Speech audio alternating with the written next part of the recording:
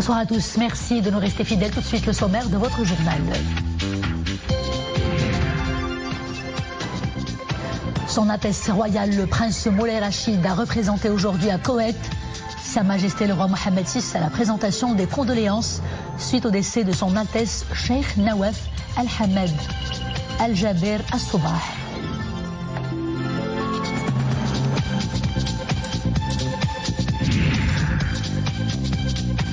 Son Altesse royale, le prince héritier Moulay Hassan, a reçu aujourd'hui au palais des Hauts-Arabas Son Altesse royale, le prince Turki Ben Mohammed Ben Fahd Ben Abdelaziz, ministre d'État saoudien, membre du Conseil des ministres, porteur d'un message verbal à Sa Majesté le roi Mohammed VI, du serviteur des lieux saints de l'islam, Sa Majesté le roi Salman Ibn Abdelaziz Al Saoud, souverain du royaume d'Arabie Saoudite. L'École nationale d'architecture d'Oujda lance un concours au profit de ses étudiants pour promouvoir et valoriser la Médina Mall, centre commercial de la station Saïdia Resort. L'initiative vise à aménager la marina de Saïdia selon des concepts créatifs et attractifs. Bonsoir, Son Altesse royale, le prince Moulay Rachid, a représenté aujourd'hui à Koweït Sa Majesté le roi Mohammed VI à la présentation des condoléances suite au décès de Son Altesse Cheikh Nawaf Al-Ahmed Al-Jaber As-Soubah. Myriam Elmissi pour les développements. À son arrivée à l'aéroport princier, Son Altesse royale, le prince Moulay Rachid, est accueilli par le ministre en charge des affaires du cabinet de l'émir de l'État du Koweït, Cheikh Mohammed Abdullah Al-Mubarak As-Soubah. Son Altesse royale a été salué par l'ambassadeur de Sa Majesté le roi au Koweït, Monsieur Ali Ben Issa, et les membres de l'ambassade du Royaume du Maroc. Lors de l'audience que lui a accordée l'émir de l'État du Koweït, Son Altesse Cheikh Mish'al Al-Ahmed Al-Jaber As-Soubah, Son Altesse royale, le prince Moulay Rachid, a présenté les condoléances de Sa Majesté le roi. Était présent à cette audience notamment du côté koweïtien Son Altesse Cheikh Nasser Al-Mohammed Al-Ahmed As-Soubah, Son Altesse Cheikh Jaber Al-Mubarak Al-Hamad As-Soubah, Son Altesse Cheikh Soubah Al-Khalid Al-Hamad As-Soubah et Son Altesse Cheikh Ahmed Nawaf Al-Ahmed As-Soubah, président du Conseil des ministres. Et du côté marocain, le ministre des Habous et des Affaires islamiques, M. Ahmed Toufiq, et l'ambassadeur de Sa Majesté le roi au Koweït. Samedi, Sa Majesté le roi avait adressé un message de condoléances et de compassion à Son Altesse Cheikh Mish'al Al-Ahmed Al-Jaber As-Soubah, prince héritier de l'État du Koweït. Le même jour, le souverain avait adressé un message de félicitations à l'émir de l'État du Koweït, Son Altesse Cheikh Mish'al Al-Ahmed Al-Jaber As-Soubah, à l'occasion de son accession au pouvoir.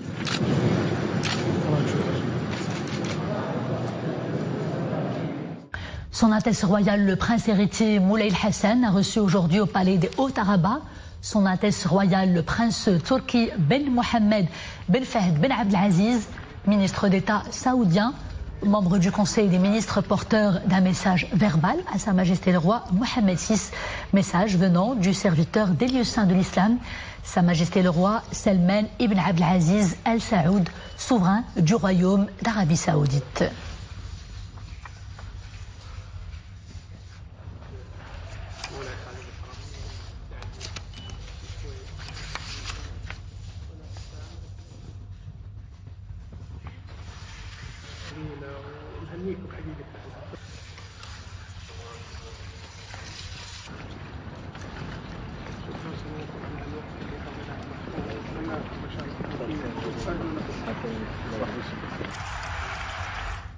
La ministre des Affaires étrangères de la République du Malawi, Nancy Tembo, a réaffirmé aujourd'hui à Rabat le soutien de son pays à l'intégrité territoriale du Royaume du Maroc. Cette position a été exprimée dans le communiqué conjoint rendu public à l'issue de la réunion tenue entre le ministre des Affaires étrangères, de la coopération africaine et des Marocains résidant à l'étranger, Nasser Bourita, et son homologue malawienne. Le Malawi soutient l'intégrité territoriale du Royaume du Maroc et appuie les efforts de l'Organisation des Nations Unies comme cadre exclusif pour parvenir à une solution politique réaliste, pratique et durable aux différents autour du Sahara marocain. Le Malawi réaffirme également son appui constant à l'initiative d'autonomie présentée par le Royaume du Maroc comme seule et unique solution crédible et réaliste pour la résolution de ces différends artificiels autour du Sahara marocain. Et la République du Malawi a inauguré aujourd'hui son ambassade à Rabat. La cérémonie d'inauguration a été coprésidée par le ministre des Affaires étrangères, de la coopération africaine et des Marocains résidant à l'étranger, Nassar Bourita, et son homologue malawienne, Nancy Tembo. C'est une nouvelle étape sur la voie de la consolidation des liens d'amitié et de coopération entre les deux pays. La chef de la diplomatie malawienne s'est félicitée de l'engagement continu du Maroc aux côtés de son pays et le rythme soutenu de la coopération bilatérale entre les deux partenaires. Un partenariat fort et une solidarité active, notamment dans les domaines de l'éducation et de la formation, l'agriculture, le commerce, la coopération technique, la sécurité, la promotion économique et de l'investissement et de l'échange aussi de visites officielles. La chef de la diplomatie malawienne effectuera un déplacement dans les provinces du Sud afin de constater l'essor économique et social, la dynamique politique et démocratique que connaît cette région, ainsi que les avancées réalisées dans la mise en œuvre du nouveau modèle de développement pour les provinces sud lancé en 2015 par Sa Majesté le Roi Mohamed VI.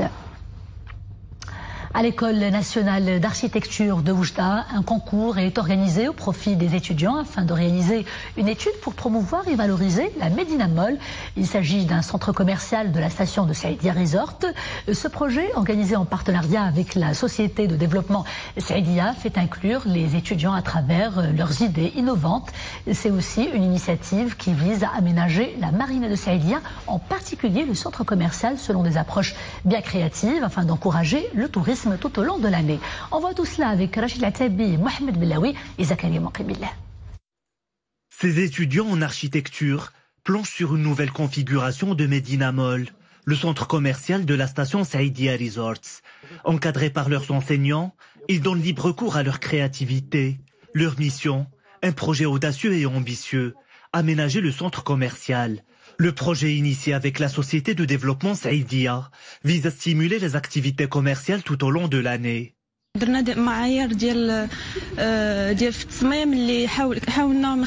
Nous avons adopté des normes de conception pour revitaliser la Médina et la rendre plus attractive.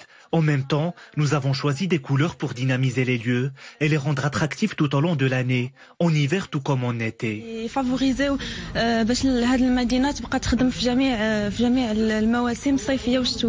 Le projet qu'on avait aujourd'hui, c'était un partenariat entre la SDS, la Société de développement Saïdia et l'École nationale d'architecture d'Oujda. L'idée, c'était de proposer un projet concret de la part de la SDS à l'École nationale. Ce projet concerne l'aménagement de la Médina, qui est une Médina commerciale. L'initiative contribue à développer le sens artistique et créatif chez les étudiants architectes. Pour ce concours, ils sont invités à proposer des concepts innovants, intégrés dans leur environnement. Un subtil dosage entre architecture, création artistique et travail en équipe.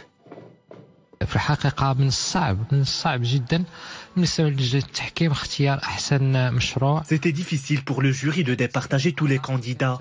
Les concepts divergent. Ils ont donné lieu à un débat très constructif. Finalement, c'est le projet qui a apporté la plus grande value qui a été retenu.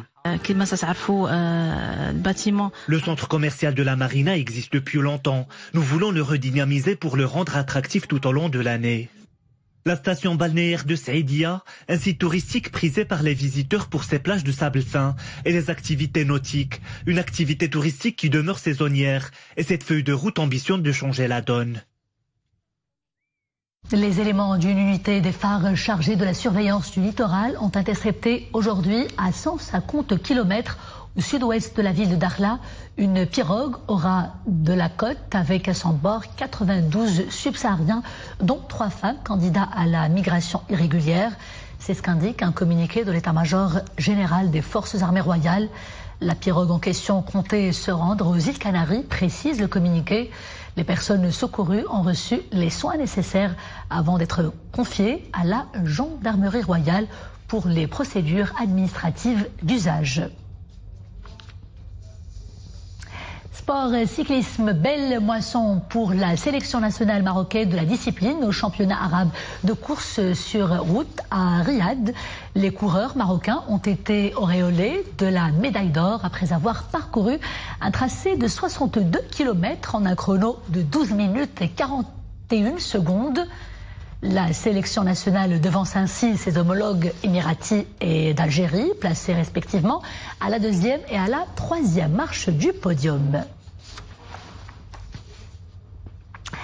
La ville d'Ifrane était au rendez-vous avec un concert inédit, un concert baptisé le XVIe siècle napolitain, interprété par l'illustre orchestre de la Chambre Accademia di Santa Sofia. Cet orchestre a émerveillé le public en interprétant des œuvres musicales distinguées de figures emblématiques de la scène musicale italienne du XVIe siècle. Un spectacle organisé à l'université Al-Akhawayn d'Ifrane. En voici quelques extraits avec le ressenti de Carmela Caella, la directrice de l'Institut italien de Rabat. On écoute.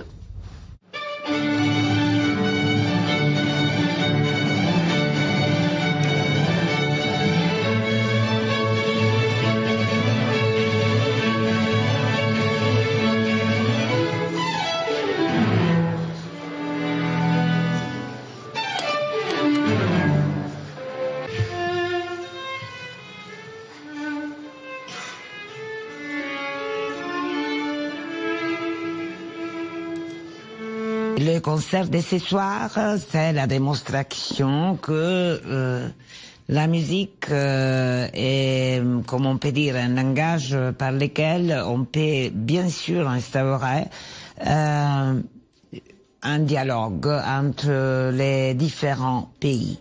Et la chose la plus importante, c'est qu'effectivement, dans les dessins du ministère italien des Affaires étrangères, c'est de proposer des manifestations culturelles pour les jeunes publics.